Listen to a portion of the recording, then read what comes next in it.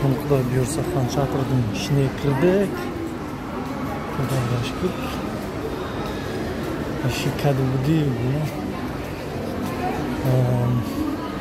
сауда орны десе де болады ғой онда. Астына түсетін жермен эскалатор.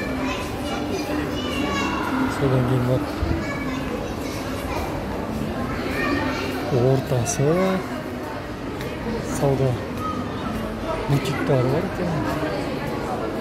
Мына жағында екен ғой қызықтың бәрі.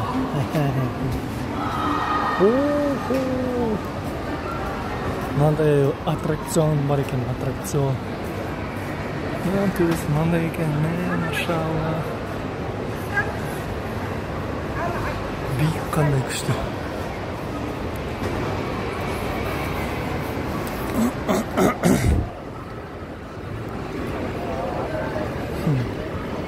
Рахат екен, рахат екен. Күшті. Төбесінде тағы да басқа демалыс орны бар екен, ол анау Алматыдағы Гавайи сияқты. Ненің ішіндегі сауда үйіндегі жағажай сияқты ғой. Сауда үйінің ішіндегі жағажай. Мынау адреналин бөлетін жер ғой мынау туры. Адреналин. Мұнда төленеді ақшасы.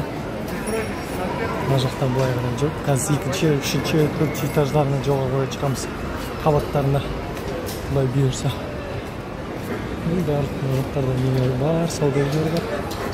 Анау ең астыңғы төменгі қабатында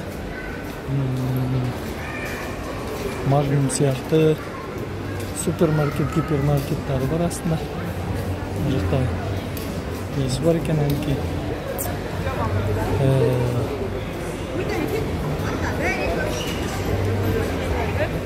Көрсетілімді ба? Кинотеатр.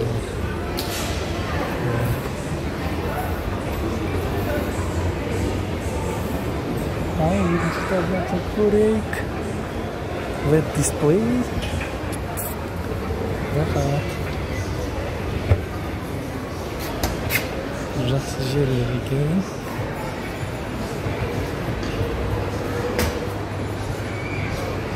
Ақшаңыз болса, молынан кеп қайтуға болады екен. Мен бүгін үйден шыға салып едім. Көп ақша